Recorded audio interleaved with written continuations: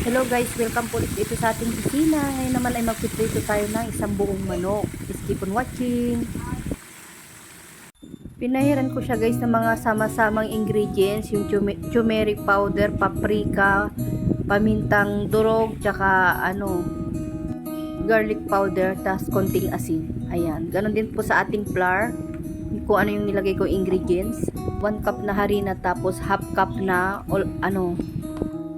cornstarch, tsaka paprika, chicken powder, turmeric powder, paminta, tapos garlic powder, tapos konting asin. Ayan po yung nilagay ko din sa harina.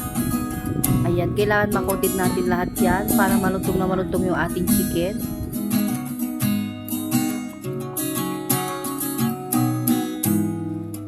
Pagkatapos nating makotid lahat, pinahinga ko muna kahit 30 minutes sa ako nagpainit ng mantika. Nung mainit na yung ating mantika, nilagay ko na yung ating manok.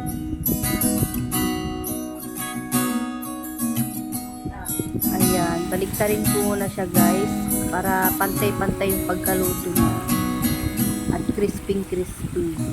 So ayan po, maraming pong salamat sa inyong panonood. Pa-like and share naman po. Bye!